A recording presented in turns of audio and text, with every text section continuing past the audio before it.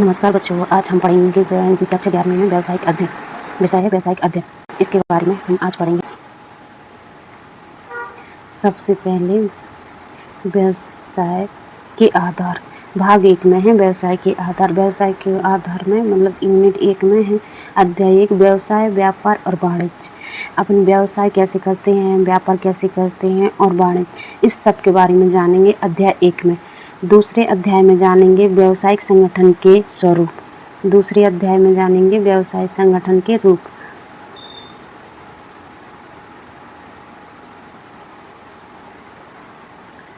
और तीसरे अध्याय में जानेंगे निजी, सार्वजनिक एवं भूमंडलीय उपकरण। चौथे अध्याय में व्यावसायिक सेवाएं।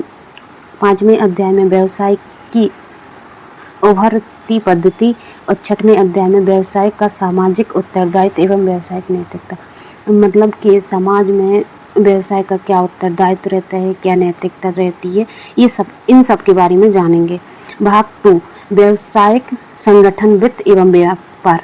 व्यवसायिक संगठन एवं वित्त एवं व्यापार मतलब क्योंकि व्यापार कैसे करते हैं, व्यवसायिक संगठन के व्यवसाय इकट्ठे मतलब एकत्रित होकर कैसे व्यवसाय करते हैं, इस सब के बारे में जानेंगे। अध्याय 7 में होगा कंपनी निर्माण। अध्याय 8 में व्यावसायिक वित्त के स्रोत। अध्याय 9 में सूक्ष्म, लघु तथा माध्यम उद्योग और व्यावसायिक उद्यमिता के बारे में भी जानेंगे।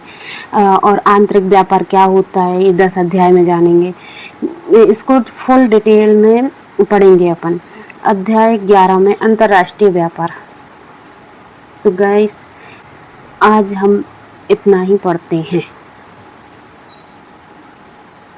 होती है, क्या आप जानते हैं, कभी आपने सोचा है कि उन आदमियों कि इन उत्पादों और सेवाओं को बाजार में कैसे उपलब्ध कराया जाता है। वस्तुओं और सेवाओं की आपूर्ति की आवश्यकता विभिन्न आर्थिक गतिविधियां जैसे उत्पादन, विनिर्माण और वितरण तथा विनिमय में लगे लोगों के विभिन्न समूहों द्वारा की जाती है, ताकि ग्राहकों की आवश्यकता और मांगों को पूरा किया जाता है। व्यवसाय एक प्रमुख आर्थिक गतिविधि है जो लोगों के लिए आवश्यक वस्तु और सेवाओं के उत्पादन और बिक्री में से संबंधित है। व्यवसाय हमारे जीवन के लिए, यदि हमारा जीवन आधुनिक समाज में कई अन्य संसाधन जैसे विद्यालय, महाविद्यालय, अस्पताल, राजनीतिक दल और धार्मिक नियम से प्रभावित है, तो इसे अपन व्यापार का हमारे दैनिक जीवन में एक बड़ा प्रभाव है। व्यापार, अगर कोई व्यक्ति व्यापार करता है तो उसका हमारे जीवन में बड़ा प्रभाव होता है कि हम व्यवसाय की अवधारणा, प्रकृति और उद्देश्य को समझें। क्या करें अपन, उसके उद्देश्य को समझना आवश्यक होता है। व्यवसाय उत्पादन के साथ शुरू होता है और खपत के साथ समाप्त होता है। उपभोक्ताओं तक तैयार वस्तुओं को पहुंचाने के चरणों के लिए एक श्रृंखला शामिल होती है और वस्तुओं के उत्पादन में कार्य के अंतर्गत आता है। वस्तुएं जो अपन उत्पादन करते हैं उसमें उद्योग का बड़ा अंतर्गत आता है। उद्योग जैसे वस्तुओं का उत्पादन, तो वो एक उद्योग हो गया। उनको बनाना, उनको उत्पादन करना, इस सब में आता है। और शेष गतिविधि वाणिज्य से संबंधित है और सी गतिविधियाँ वाणिज्य से संबंध है, जैसे उसमें व्यापार करना, व्यवसाय करना, इन सभी में संक्षेप में हम उसे व्यवसाय कहते हैं, जो एक व्यापक शब्द है। व्यवसाय को व्यापक शब्द भी कहा जाता है और इन्हें उद्योग, व्यापार और वाणिज्य में शामिल करते हैं। माल एवं सेवाओं का हस्तांतरण, मौद्रिक वमान, वस्तु विनिमय। अब आर्थिक गतिविधियों में कौन कौन सी विधियां आती हैं, जैसे उत्पादन अथवा क्रय, विनिमय, उपभोग, वितरण। सबसे पहले तो उत्पादन किया, फिर क्रय किया, फिर उसका उपभोग किया, फिर विनिमय किया, फिर वितरण किया। ये सब गतिविधियाँ आर्थिक गतिविधियाँ होती हैं। उत्पादन कारकों में आय का विभाजन, आवश्यकताओं की संतुष्टि का महत्वपूर्ण योगदान है। पुरातात्विक साक्ष्यों से पता चलता है कि व्यापारिक गतिविधियां प्राचीन काल में अर्थव्यवस्था का मुख्य आधार थी, जो जल और थल दोनों मार्गों से होती है। व्यापारिक के उद्देश्य के लिए वस्तुओं और सेवाओं का माल के परिवहन में रेशम मार्ग और समुद्री व्यापार। समुद्री व्यापार जो समुद्र के किनारे या फिर समुद्र में जो वस्तु उसकी समथिंग आता है, काफी महत्वपूर्ण थे। वस्तुओं का देश और विदेश। समुद्री व्यापार वो होता है जो समुद्र से चलकर, जैसे जहाजों पे देश विदेश जगह जगह व्यापार किया जाता है, जिसकी आवश्यकता अधिक आय होती है, जिससे आवश्यकता से अधिक आय होती है। जितनी अपन को आवश्यकता है उससे ज़्यादा मिलता है, प्रॉफिट ज़्यादा होता है। जैसे यहाँ का कोई भी सामान है, अपन देश विदेश में बेचने जाते हैं, इस सेल करते हैं, इस प्रकार से रहता है। लोग विभिन्न आर्थिक गतिविधियाँ जैसे कि कृषि और पशुपालन, सूती कपड़े रंग, मिट्टी के बर्तन, अन्य प्रकार के बर्तन बनाना और हस्तशिल्प, मूर्ति कला, कुटीर उद्योग, राजगिरी आदि में लगाए जाते हैं। बड़ी मात्रा में उत्पादन के लिए परिवार आधारित कारखाने आर्थिक जीवन के महत्वपूर्ण घटक थे। इस धन को आगे निवेश किया जाता है। इस धन को, जो धन मिलता है, उसको आगे निवेश किया जाता है और व्यापार गतिविधियों की अर्थव्यवस्था के लिए स्वदेशी बैंकिंग की प्रणाली में प्रबल वृद्धि हुई। इसका एक उदाहरण है सदियों पुरानी हुंडी और चिट्ठी दक्षिणी क्षेत्र में इस्तेमाल है। इसका उपयोग व्यापारिक गतिविधियों के लिए हाथ से दूसरे हाथ पैसे के हस्तांतरण, मतलब एक हाथ से लिया दूसरे हाथ में दिया, इसको हस्तांतरण कहते हैं, की सुविधा के दस्तावेजों के रूप में किया जाता है।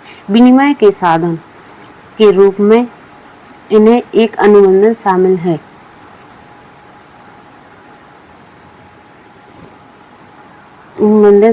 जैसे धन का भुगतान, वैदेही धन का भुगतान, वैदेही और आदेश का बिना शर्त अधिकार मान्य बातचीत द्वारा हस्तांतरण के माध्यम से बदला जा सकता है। पैसे का आदान प्रदान का अमूर्त रूप से बनाने की आवश्यकता क्यों होती? इसलिए था कि स्थलीय या समुद्री मार्ग में लंबी दूरी की यात्रा में चोरी और डकैती का खतरा होता है।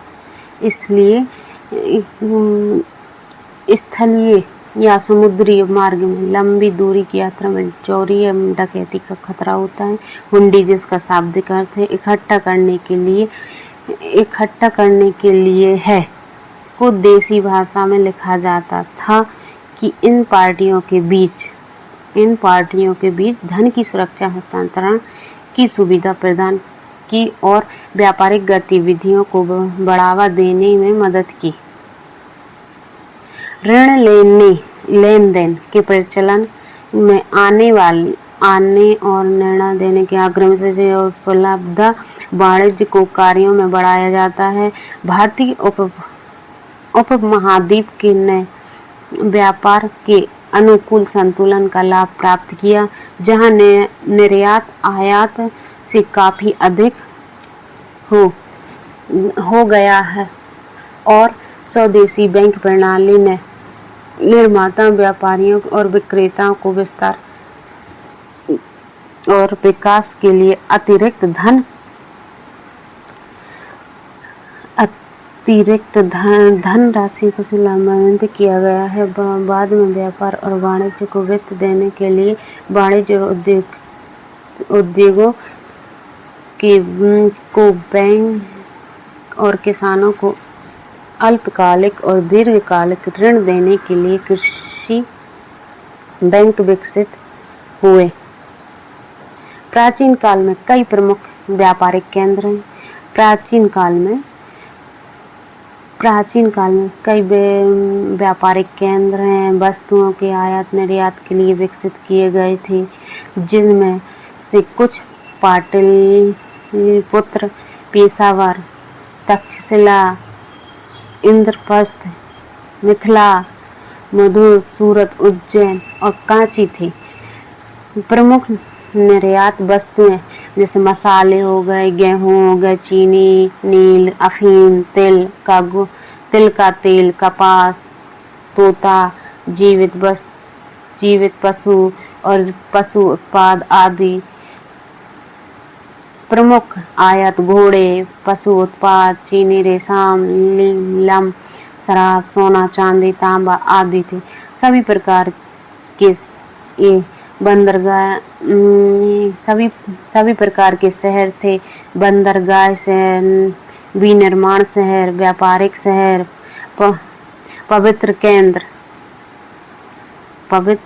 केंद्र और तीर्थ शहर। उनका अस्तित्व व्यापारी समुदायों को व्यावसायिक वर्गों की समृद्धि को सूचकांक है। व्यावसायिक गतिविधियों ने परिवहन जैसे बैंकिंग हो गया, वित्त और संचार जैसे व्यापार में सेवा सहायक विभिन्न पहलुओं का विकास किया जाता है। जिस व्यापारिक गतिविधियों की संभावना बढ़ जाती है, जिससे व्यापारिक संभावना बढ़ जाती है। भारतीय व्यापारियों और अन्य व्यापारी समुदाय के सक्रिय योगदान के साथ भारतीय उपमहाद्वीप को कई यात्रियों जैसे धनी जोग दर्शनी किसी भी वस्तु का देय भुगतान